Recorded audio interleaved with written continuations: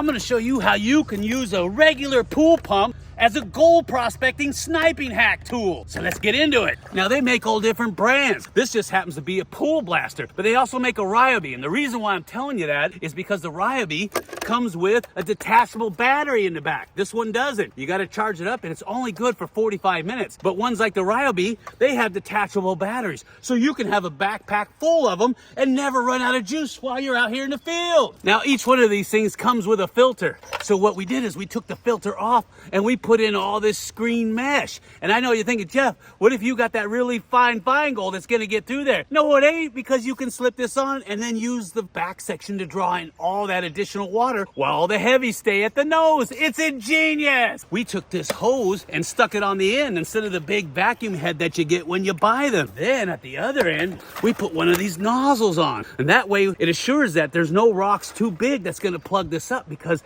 if the rock's too big to get in here, it won't go through. And the rock is smaller than this, it won't plug up into this. Do you see how ingenious that is? And also you can take this off if you want maximum suction on that. Yeah! This can only be used on bedrock, because if you try using it in gravel, it'll fill up instantly. And the idea is to get on bedrock in the water, because these only work when they're submerged. And what you're gonna do is you're gonna clean out those cracks and crevices with this thing, suck it up till it reaches capacity, dump it in a bucket, and then move on, and then pan it out later. And I'm gonna show you how that works. Now originally we were gonna call this the Williams Swedish pocket pump, but I don't think that's gonna go over too well. PG. The mini electric hand dredge. It's a perfect gold sniping hand dredge. Now the cool thing about this is that I can put a pole on the end of it, take the hose off, put a little short extension on here, and I can shove it down in the cracks and crevices deep down in the water. Yeah! But it only works if it's underwater and submerged. This thing has to be underwater, so keep that in mind. So what we're gonna do is we're gonna look around for some bedrock, and I'm gonna show you exactly how this monker works. But I ain't gonna do anything till you smash that like button. Smash it hard! I got a baby snake.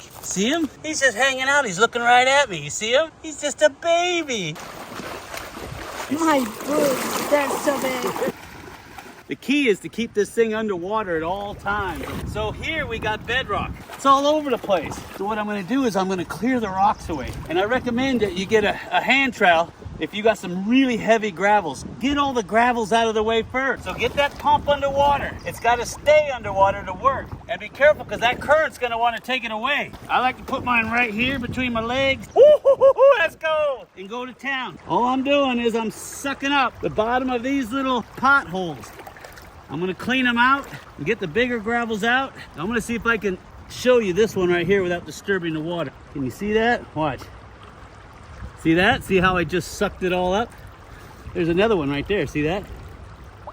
See that? Sucked it all up. Isn't that cool? The key is to not get that hose clogged. And then you turn it off, and then you dump it into your bucket.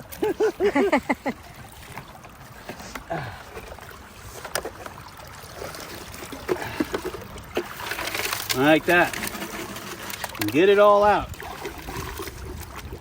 Just like that. See that? This particular model has a trap on the inside there, but I noticed that the bigger rocks were catching it. So I went ahead and pulled the trap out so that I could get even more suction, because remember, the name of the game is suction. So when you go to buy one, look at the stats, because remember, if you've got big chunky pieces down there in the bottom or a long hose and you don't have enough suction power, it ain't gonna pull it out of those little pockets. Here's a nice shallow one right here. I'm gonna show you what it looks like real up close and personal, because these are fun, these are cool. And yeah, you're gonna get wet. All right, so first thing I'm gonna do is I'm gonna get the bigger rocks out of here, because they're just gonna plug up my hose. And if there's any gold, don't worry, it's gonna sit down in there. There. And then what I'll do is I'll lightly fan it as I'm trying to suck that material out. All right, got him on. I'm sitting on him so he don't float away. And watch this. Let's see if I can get the water to calm down. Can you see it? Watch this. Watch this. Ooh. Oh, it's just sucking it right up. Look at that. Look at that. Oh man, I tell you what, this is too easy. Get all those out. It only works on bedrock though, okay? Then turn it off. And I got all my material right there. You see it? Yeah. Now you just dump that into a bucket and you keep going. You don't want that thing to get too full because it'll lose suction power. Just like that. And I might also recommend tying a string on this thing because this stuff has a tendency to want to get out of your hands. And once it gets down the river, it's gone. All right, I'm gonna go ahead and start sucking all this stuff up, all these little potholes. Look at this. Isn't this cool? They're everywhere. All right, let me get on to this and then we'll do a cleanup because I'm curious to see what I'm gonna get.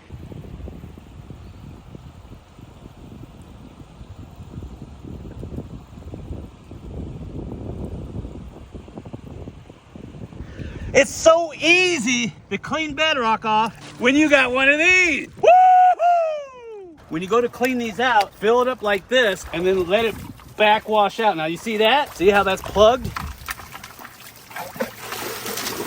The problem with these is, just like any other dredge, is they have a tendency to suck up flat rocks because you got a lot of shale here and it gets plugged up inside of these tubes. You can put a large mesh screen over the end, or what I like to do is I'll put my finger over the edge like that, and then that way it cuts down on the size of the rocks that can go in there. But you're still gonna have issues with flat shale clogging this thing up because it's just the nature of how things work. So if anybody out there's got a better suggestion on how to fix this so it doesn't clog up, leave me a comment down below because I know I've got some dredgers out there who do this all the time. So what I'm gonna do is I'm just gonna slowly pan down, and before I get to the very bottom, I'm gonna put some more in, and then we'll do a final cleanup. And if you're out in the field and you're sampling and you have one spot that you're getting all your material from, that's a good way to do it because it's gonna speed up your sampling program. All right, I got the last of it in. Remember, stratify, shake it, baby. You wanna get all the heavies to the bottom. And then just lightly pan what you got out on top. Some people say that's too aggressive. I say it's not aggressive enough. If you've ever watched some of the speed panning championships, you would think they're throwing the water out of the pan. I mean, they're just, but they don't lose a single speck. If you get a chance, go watch the speed pan championships and you'll see what I mean. All right, I'm getting down to the nitty gritty, so I'm gonna slow down.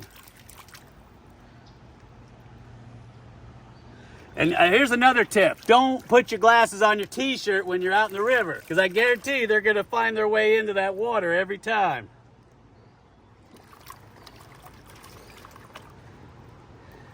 What the heck is that? Oh, if that's a nugget, I will die. I don't know what it is, but it's really heavy. See it? All right, about as far down as I want to go. I don't know what that is. All right, here we go. More lead shot. I knew I was gonna get tons of lead shot. Oh, there's a flake. Oh, that's a big flake. Look at that sucker. Wow. That's a big flake. That's a really big flake for out here. And I got just gobs and gobs of fines. I don't think you can see it. There's another flake, another flake, another flake. There's a whole bunch of fines right in there. I'm gonna see if I can clean them up for you. Oh my gosh, yeah, just gobs and gobs of flakes. Or I should say fly poop. 1, 2, 3, 4, 5, 6, 7. That's a big one right there. And there's a whole bunch of more here, 8, 9, 10, 11. Oh, and they're over here too. 12, 13, 14, 15. I don't know if you can see that one right there, a little tiny one. See that? All fly poop. There's just gobs and gobs of flakes all over the place. That's not a speck, that's a fly poop. Wow, that's a lot of gold. But these things work beautifully. And this is so much easier than using those old clunky plastic hand pumps. Oh, I hate that because they're always leaking and they don't always work. But this thing worked. Now, some really good friends of ours, Andrea and Steve from Penn the Atlas, they got a hold of me and they said while they were down in Mississippi, they found 2 puppies that were abandoned for 3 weeks at the local rest stop. And they took care of them as long as they could. But they don't have the means of supporting 2 dogs. So they took them to the Humane Society down there in Starkville. And I want you to get a hold of her if you can adopt these 2 beautiful puppies. Now keep in mind that these are sister puppies, so you can't split them apart. You got to keep them together, all right? I'll leave all that information down below. These are beautiful lab pit combinations, and they would make fantastic pets for anybody. So if you think you can take them in, I want you to get a hold of Sarah Hankins. I'll leave the number down below, and you can go and adopt them, okay? Because they're good puppies, and they don't deserve that. And if you want to see more videos of us creating crazy stuff like using a drill and a bucket to find gold, go ahead and watch this video right here. And I'll see you on the next video.